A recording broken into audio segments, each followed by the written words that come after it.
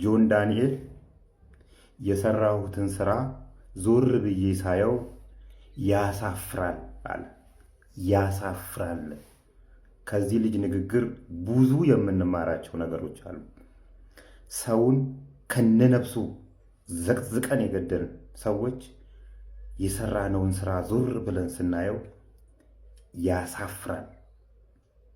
ሰውን በድንጋይ ወግረን የገደልን ገለን በባጃጅ የጎተትን የሰራነው ስራ ያሳፍራል። ሰውን ያቃጠልን ከቀዩ ያፈናቀልን ያሳደድን ሰዎች የሰራነው ስራ እውነት ያሳፍራል። ሀገርን ለተደጋጋሚ ጦርነት ያዳረግን፣ እናትን ልጅ አልባ ያዳረግን፣ ሀገርን ተደጋጋሚ ስርቆት የሰረቅን እውነት ዛሬ ላይ ሆነ መለስ ብለን ስናይ የሰራነው ስራ ያሳፍራል። ይሄ መባል አለበት። በተለይ ትላልቆቹ ሰዎች ይሄን ማለት አለበት። ሀገሬ ላይ የሰራሁት ስራ ዞር ብዬ ሳየው ያሳፍራል መባል ነበረባቸው።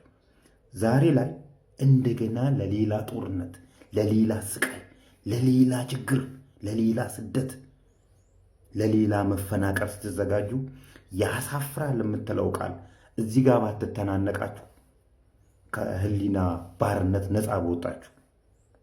ያሳፍራል መባል አለበት። እውነቴን ነው የምላችሁ።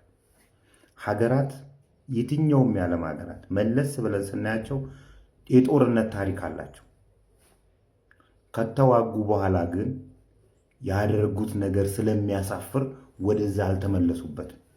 የኛ ሰዎች ግን እንደ ጉሽ ጠላ እየደጋገሙ ለራሳቸው ሌብነት ሲሉ፣ ለማህበረሰብ ጥቅም አይደለም፣ ለራሳችሁ ሌብነት፣ ለራሳችሁ ስትሉ እቺን ቃል ካፋችሁ ብታወጡ ዛሬ ሀገራችን ለተደጋጋሚ ረሃብ፣ ለተደጋጋሚ ጦርነት፣ ለተደጋጋሚ እርዛት ባልተዳረገች ነበርና በጣም ቆንጆ ቃል ነች። ባይዘይ ያሳፍራል። እናመሰግናለን ጆን ዳንኤል። እንግዲህ እስር ቤት ጥሩ ጥሩ ሰዎችን እያፈራልን ያለው እነ ልጅ ያሬድን ቅርጽ አድርጎ ነበር ያወጣቸው። እነዚህ የሸገር ከተማ የቀንጅቦች አይጠረቄ ሰዎች እነሱ እንዳይሰርቁ እየታገላቸው ነበር። ዛሬ ላይ አሁንም እስር ቤት አስገብተውታል መሰለኝ።